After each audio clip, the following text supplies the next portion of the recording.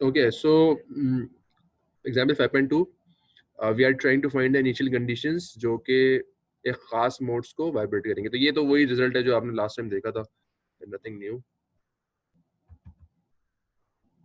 अच्छा, अब सवाल ये पैदा होता है कि आपने फॉर्मूला कौन सा इस्तेमाल करना है जब आपके पास ये चीज़ आएगी कि आपने स्पेसिफिक मोड वाइब्रेट करवाना है। तो उसके लिए हम वापस पीछे चलते हैं और मैं आपको बताता हूँ कि कौन सा फॉर्मूला इस्तेमाल करना है आपने। आपने ये जो हमने 4 रिजल्ट निकाले थे, मतलब ये these 4 रिजल्ट्स,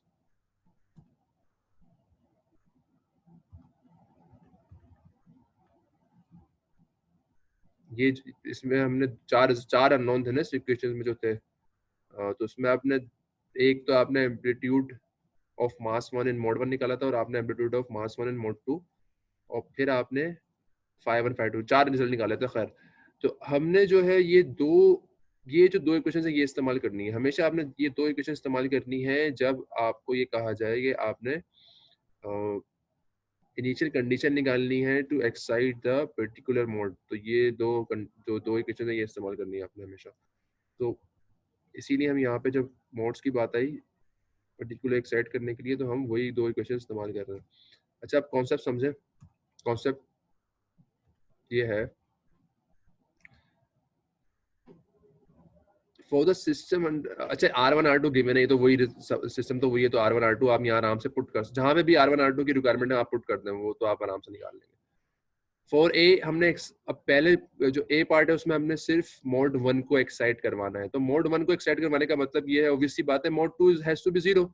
जो मोड 2 का एम्पलीट्यूड है, this is mode 2 amplitude of mass 1, this has to be zero, because वो तो है ही नहीं, एक्साइट ही नहीं हो रहा वो बिल्कुल। तो जब मोड 1 आपने एक्साइट करवाना है तो आपने x1 और 2 जो है इसको जीरो करना है। जब ये जीरो होगा, obviously this thing will become zero, उसको मान लीजिए। और फिर ये पूरी इक्वेशन बन के आएगी आपके पास। ये पूरी इक्वेशन जीरो के बराबर है, बट द प्रॉब्लम है इसके ऊपर स्क्वायर हुआ हुआ है। तो ये आपस में तो कैंसिल आउट नहीं कर सकते कि ये पॉजिटिव हो जाए और ये नेगेटिव हो जाए। ये इन दोनों टर्म्स में हमेशा पॉजिटिव ही रहना है, because it both have square sine over as the power. तो these two terms has to be positive. तो ये अगर ये पूरी इक्वेशन, इफ दिस होल, जो ये पूरी इक्वेशन है आपके पास, अगर ये जीरो के बराबर है, तो इसका मतलब इंडिविजुअली दिस पार्ट, जो पहला पार्ट है इसको भी जीरो होना चाहिए, और जो ये सेकंड पार्ट है इसको भी जीरो होना चाहिए। तो आपके पास दोनों दो इक्वेशंस हैं और दोनों जीरो होनी चाहिए। अगर इस टोटल इक्वेशन को जीरो होना है तो इसका मतलब आपके पास दो रिजल्ट्स आएंगे। एक रिजल्ट आएगा आपका इस इक्वेशन से, एक रिजल्ट आएगा आपका इस इक्वेशन से, जिसको आप जीरो के बराबर रखेंगे। तो अगर आप इसको जीरो के बराबर रखते हैं, ऑब्वियसली R1 इज 1, इसको 1 डालें इसमें, और जब ये इसको फिर इसको जीरो के बराबर रखेंगे तो obviously you will gate x10 और x20 दोनों बराबर होंगे बिल्कुल, ठीक है। तो ये जो पहला रिजल्ट आ रहा है ये पहली इक्वेशन से आया आपका, जब आपने इसको जीरो के बराबर रखा है। तो इसका मतलब ये हुआ कि x10 must be equal to x20, और x10 और x20 अभी बताता हूँ मैं क्या है। सिमिलरली फॉर, अगर ये इक्वेशन आप जीरो के बराबर रखेंगे, again R1 is 1, you will gate similar answer, but इसमें वेलोसिटी होगी यहाँ पे, ठीक है। ओमेगा 2 वैसे जीरो हो जाएगा जब वो मल्टीप्लाई होगा। तो again the answer is x.10 बराबर है x.20 के। पहला रिजल्ट शो कर रहा है कि displacement of mass 1 at time 0 बराबर है displacement of mass 2 at time 0। तो जब भी आप दोनों मासेस को एक ही पोजीशन, मतलब दोनों पॉजिटिव हो और उसको मान ला जाके छोड़ देंगे, तो पहला मोड ऑपरेट होगा, और उसमें वेलोसिटी भी सेम होनी चाहिए। अगर दोनों मासेस की डिस्प्लेसमेंट और वेलोसिटी दोनों बिल्कुल सिमिलर हैं एट द स्टार्टिंग पॉइंट, तो वो फर्स्ट मोड को एक्साइट करेंगे। Similarly to excite the second mode, obviously बात है कि आपका जो डिस्प्लेस एम्पलीट्यूड ऑफ मोड 1 है वो जीरो होना चाहिए। तो this has to be zero. जब ये जीरो होगा, अगेन सिमिलर कॉन्सेप्ट, बिल्कुल वैसे ही जैसे बताया गया है यहाँ पे, वो ही आपने अप्लाई करना है। And you will get two results, जिसमें x10 बराबर है -x20 के, और x.10 बराबर है -x.20 के। तो यहाँ पे अब अपोजिट हो गया, यानी कि दोनों का जो एम्पलीट्यूड है, displacement of mass 1 at time 0, displacement of mass 2 at time 0, velocity of mass 1 at time 0, velocity of mass 2 at time 0, वो दोनों जो एम्पलीट्यूड्स हैं वो बराबर हैं, बट द साइन जो है वो डिफरेंट है, तो अपोजिट होगा वो बेसिकली। तो अगर x10 is let's suppose -2 millimetres है, तो x20 अगर 2 मिलीमीटर्स है तो x10 would be -2 millimetres and similar, तो वो अपोजिट हो गया। तो this is the way to find कि कौन सा मोड कैसे एक्साइट होता है, तो ये कॉन्सेप्ट है। Any questions? Okay no sir. Okay, अच्छा तो काइंडली देखें इसको सॉल्व, इसकी एग्जाम्पल सॉल्व करें, आपको इसका फायदा होगा आपको। तो मस्ट सॉल्व एग्जाम्पल्स 5.5 एंड 5.7, ये इसको हल्का ना लें आप लोग। चलें तो I think we should move forward.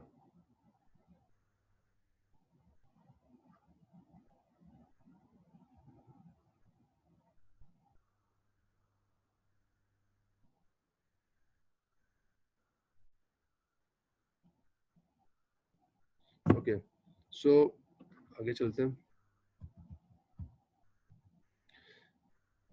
अभी तक जो सवाल किया था हमने, उसमें आप को ऑब्वियसली सबको पता है कि उसमें अनडैम्प्ड सिस्टम था, फ्री वाइब्रेशन थी लेकिन अनडैम्प्ड था। अब हम डैम्प्ड नेचुरल फ्रीक्वेंसीज की बात कर रहे हैं, तो यहाँ पे फर्क सिर्फ ये आया कि जो डैम्पिंग की फोर्स है वो भी आ गई और बराबर जीरो के है, क्योंकि फुल फोर्स तो है नहीं। अच्छा ये काम सिंगल डिग्री फ्रीडम के लिए कर चुके हैं हम, तो उसमें ये एग्जैक्टली सिंगल डिग्री फ्रीडम के लिए तो आप पीछे जाके देख सकते हैं, जब सिंगल डिग्री फ्रीडम में हमने डैम्प्ड नेचुरल फ्रीक्वेंसीज निकाली थी तो किस तरह निकाली थी। तो ये सिर्फ वही है कि हम रिजल्ट अज्यूम करते हैं, वही अगेन सेम बिल्कुल रिजल्ट अज्यूम किया, उसको उठा के वापस इक्वेशन में डाला, सॉल्व किया उसको, तो आपके पास एक करेक्टरिस्टिक इक्वेशन या होमोजेनियस इक्वेशन बन के आ जाती है। फिर उसको आप उसके रूट्स निकालते हैं तो you will get this result.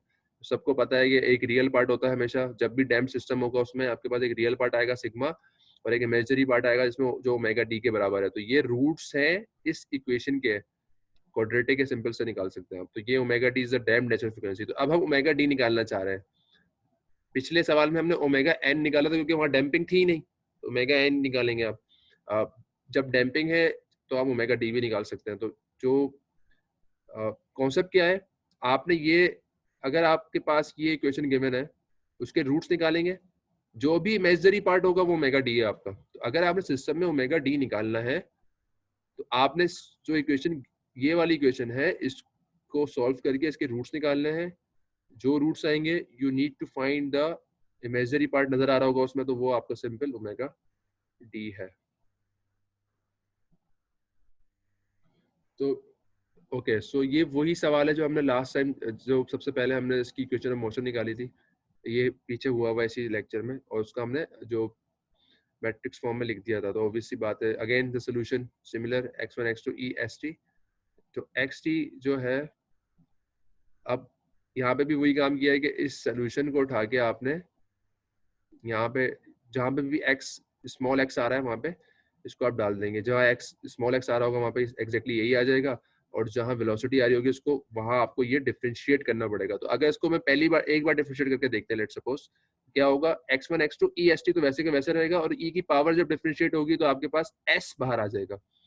तो फॉर वेलोसिटी सिर्फ यहाँ पे s बाहर आ जाएगा, एंड फॉर एक्सेलरेशन दो बार s बाहर आएगा तो s स्क्वायर बन जाएगा। तो for acceleration you will have s square x1 x2 est, for velocity you have only s outside and x1 x2 est।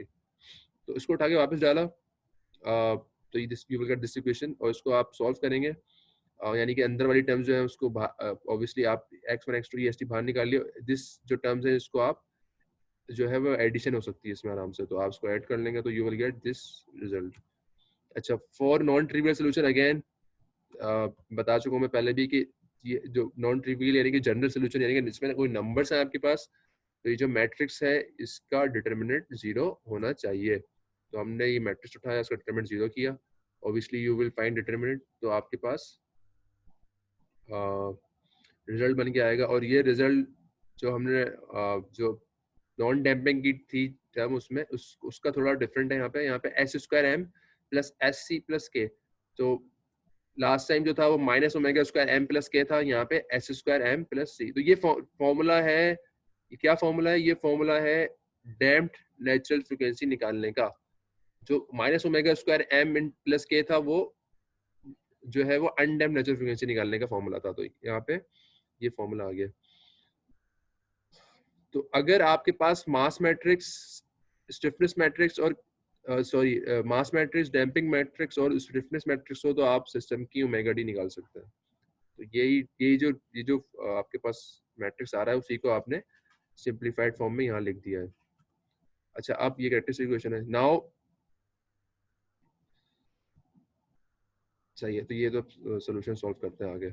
अच्छा, अब ये इक्वेशन मोशन इन्होंने नंबर से दे दी है, तो यहाँ पे जो वेरिएबल्स थे उनको हमने नंबर से रिप्लेस कर दिया, तो नंबर्स कुछ आ गए, आसान हो गया आपके लिए।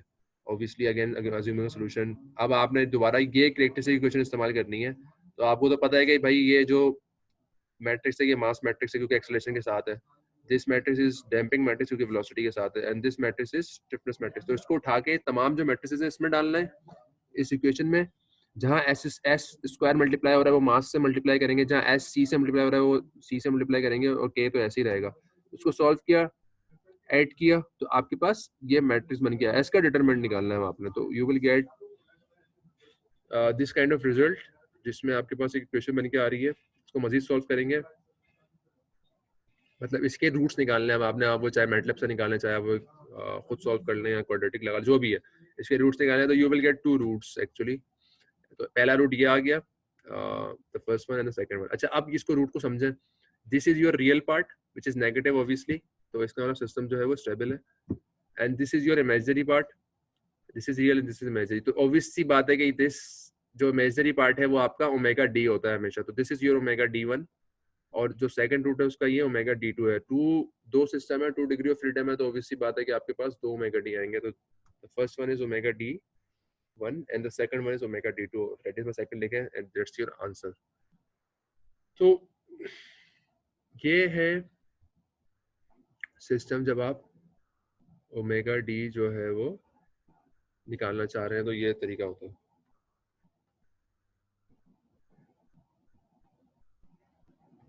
लेट मी चेक ये जो है इसमें क्या गिवन है।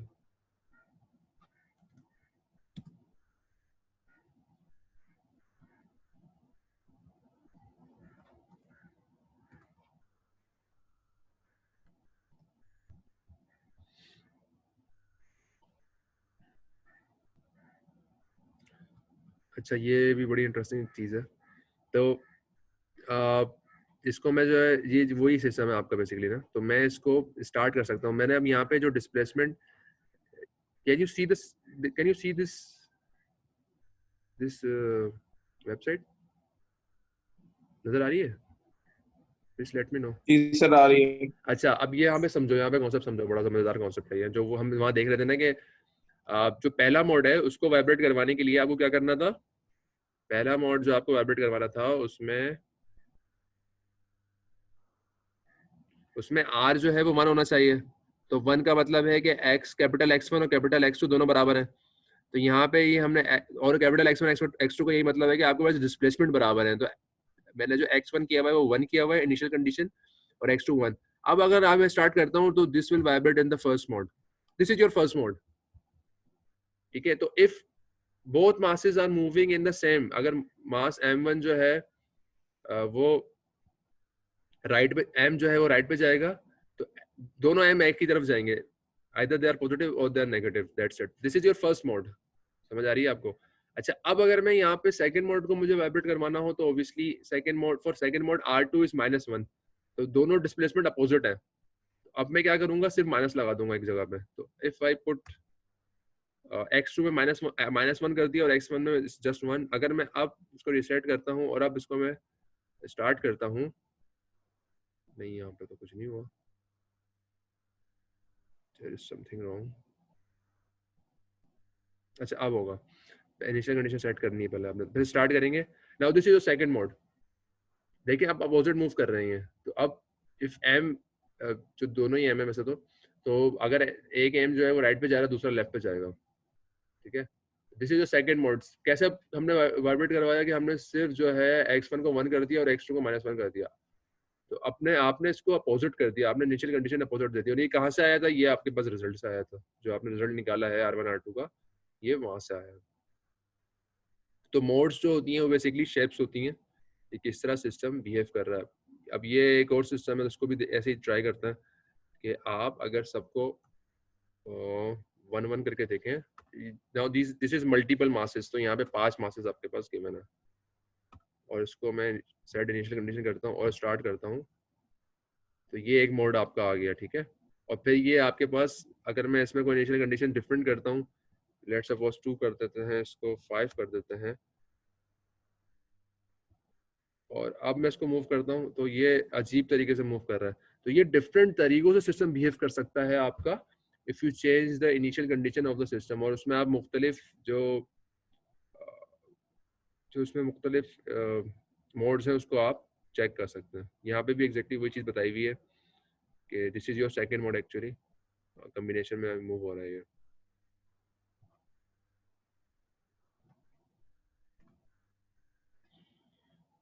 So any questions on this? Please let me know.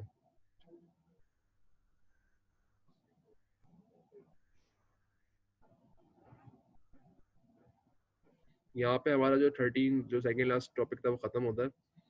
So now we are moving towards the last topic. उसमें कुछ concepts obviously I will tell you.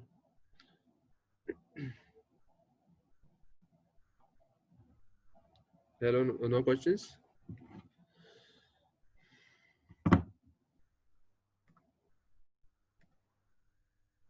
अच्छा, थोड़ा सा और कॉम्प्लेक्स हो जाएगा ये, तो कॉन्सेप्ट समझे खाली, इसका यही हल हो सकता है। और I don't have any other scenario, तो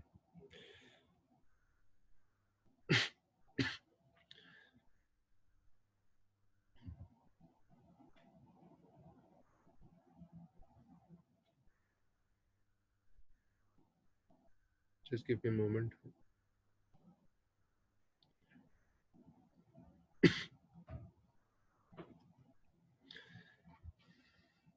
Okay, so the topic 4 is force vibration of 2 degree of freedom systems. तो फर्क ये है कि जो लास्ट टाइम था उसमें फ्री वाइब्रेशन थी, इसमें फोर्स आ गई है, 2 डिग्री ऑफ फ्रीडम ही है। उस वहाँ तो कोई फर्क नहीं आया, लेकिन सिर्फ टू आपके पास फोर्स आ गई है, हार्मोनिक फोर्स। तो यहाँ पे अब हम ओमेगा डी की या ओमेगा एन की बात नहीं करेंगे। जैसे ही सिस्टम में फोर्स आई है, फोर्स वाइब्रेशन हो गई है, तो उसमें आप ओमेगा डी ओमेगा एन की बात नहीं करेंगे, बल्कि आप उसकी जो फ्रीक्वेंसी रिस्पॉन्स क्या होगा उसकी बात करेंगे।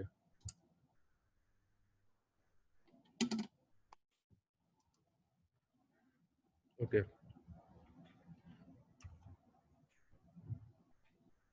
सो ये अगेन वही क्वेश्चन है बिल्कुल जो हमने लास्ट उसमें की थी, जो वही सिस्टम है बिल्कुल एग्जैक्टली।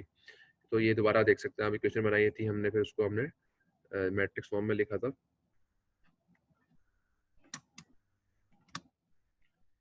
सिर्फ फर्क यहाँ पे ये आया है कि आप देख सकते हैं ये जीरो नहीं किया हमने इसको, जो राइट हैंड साइड है यहाँ पे फोर्सेस जीरो नहीं हुई है, क्योंकि F1 और F2 जो है वो साइन ओमेगा टी की टर्म्स में आपने लिखी हुई है यहाँ पे। अच्छा, अब अगर आप स्टेडी स्टेट रिस्पॉन्स सिस्टम्स का निकालना चाहेंगे तो आपके पास दो पार्ट्स आएंगे, X11 साइन ओमेगा टी और X12 कॉस ओमेगा टी। इसको याद करने की बिल्कुल कतई जरूरत नहीं है, सिर्फ ये कॉन्सेप्ट है, समझ इसको बस एक बार गो थ्रू कर लें आप, जो मैं बोल रहा हूँ उसको समझ लें। इसको कॉन्सेप्ट जो है वो आपके आगे अभी जब न्यूमेरिकल करेंगे उसमें आपके बन जाएंगे। और सिमिलरली X2 जो है उसके भी दो पार्ट्स होंगे, साइन और कोसाइन दोनों आएंगे। क्यों आ रहा है? क्योंकि सिस्टम में डैम्पर आ गया। जब भी सिस्टम में डैम्पर आता है तो आपके पास हमेशा दो पार्ट्स आते हैं, या तो आप फेज लगा देंगे उसमें, या एक साइन और एक कोसाइन होगा। अगर डैम्पिंग जीरो होती तो फिर ये सेकंड पार्ट आता ही नहीं, सिर्फ साइन ही होता, क्योंकि साइन ही है। तो X1 साइन ओमेगा टी और X2 साइन ओमेगा टी होता। तो यहाँ पे क्योंकि आपके पास चार हैं, तो हमने इसको X11, X12, X21 और X22 का नाम दिया हुआ है। और ऑब्वियसली आप फिर इसको, हम सब जानते हैं कि आप साइन कोसाइन को आप कंबाइन करके साइन की टर्म्स में विद फाई 1 या फाई 2 की टर्म्स में लिख सकते हैं, तो इट्स नॉट अ प्रॉब्लम। और ये फिर जो है वो एम्पलीट्यूड्स आपने दिखाए हुए हैं, तो दिस x इस X1 और X2 को ऐड कर लेंगे और दिस इज फाई कर लेंगे आप यहाँ पे।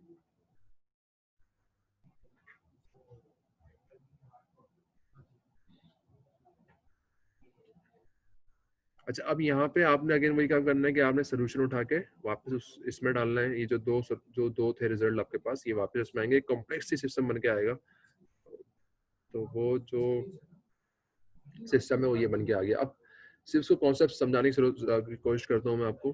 देखें, कुछ टर्म साइन की हैं राइट हैंड साइड पे, ये साइन है, ये साइन है। कुछ कोसाइन की, 3 कोसाइन की टर्म्स है, 3 साइन की टर्म्स है। और जो वेक्टर्स हैं ये भी डिफरेंट है। जो रेड वेक्टर्स हैं ये x11 x21 है, x11 x21 x11 x21 x11 x21, while the blue vectors are x12 x22। तो दोनों फर्क क्या है? 3 फर्क, एक 3 टर्म साइन की, 3 टर्म्स कोसाइन की, और 3 वेक्टर्स जो है वो x1 x से हैं और एक 3 वेक्टर्स x से हैं। तो हम डिफरेंस क्या करेंगे? हम कंपेयर करेंगे साइन और कोसाइन को। तो करा क्या है, राइट हैंड साइड पे सिर्फ कोसाइन साइन है आपके पास, तो साइन को तो कंपेयर आराम से कर सकते हैं, ठीक है। तो तमाम साइन की टर्म्स को कंपेयर कर लेंगे और तमाम कोसाइन की टर्म्स को कंपेयर कर लेंगे। अब राइट हैंड साइड पे कोसाइन तो है ही नहीं, इसका मतलब 0 है।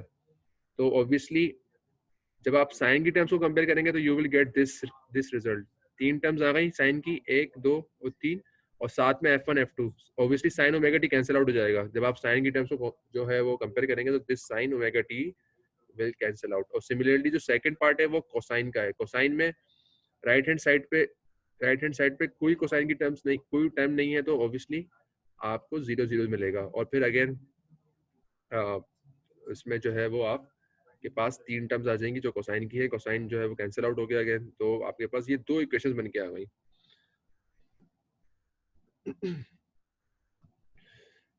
अच्छा, अब ऑब्वियस सी बात है कि इसमें आप जो रेड वाली टर्म है ये बिल्कुल सिमिलर है, तो ये रेड जो है वो इसको आप ऐड कर सकते हैं। तो ये जो मैट्रिक्स है इसको मल्टीप्लाई करवाएंगे, और ये मल्टीप्लाई नहीं करवाएंगे, इन दोनों को आप आराम से ऐड कर सकते हैं। सिमिलरली सेकंड में आप जो ब्लू वाली टर्म है ये कॉमन आ रही है, तो इसको भी आप ऐड कर सकते हैं। जो रिजल्ट आपके पास आएगा वो कुछ इस तरह का आएगा ऐड करवाने के बाद। Now you have 4 equations, one is coming from this, the first, second is this, third and fourth। तो 4 इक्वेशन है, चारों को सॉल्व करना है आपने, and you will get the result. उसका सोल्यूशन यहाँ पे नहीं है, जरूरत भी नहीं इसको करने की, लेकिन जो कॉन्सेप्ट है वो आपसे समझने की जरूरत है कि आपके पास 4 जो है इक्वेशंस है और आपके पास 4 अननोन्स हैं, x11 x12 x21 और x22। 2 degree of freedom obviously बात है, तो आप आराम से इसको 4 जब आप आपस में ये चारों क्वेश्चन को सॉल्व करेंगे तो you will get the 4 results, x11 x12 x21 x22, ठीक है। तो ये आपका फोर्स रिस्पांस का सॉल्यूशन बनता है। अच्छा, अब ये एक एग्जांपल है जिसमें हम स्टेडी स्टेट रिस्पांस जो है वो निकालना चाह रहे हैं अनडैम्प्ड सिस्टम का। और ये इसको अब यहाँ पे जो है देखें आप, फोर्स जो है ये मौजूद है यहाँ पे, ठीक है। तो इसको हम एग्जांपल जो है इसको हम आई थिंक यहाँ पे जो है क्लास को रोकते हैं और फिर हम इसको दोबारा स्टार्ट कर रहे हैं ताकि वो बीच में हमें इशू ना है उसका बंद होने का, ठीक है। तो फिर ये कुछ एग्जांपल्स करते हैं 1 2 और थोड़ा सा देखते हैं, then we will complete the class for today. तो दोबारा ज्वाइन करने के लिए मैं यहाँ पे एंड कर रहा हूँ सेशन को।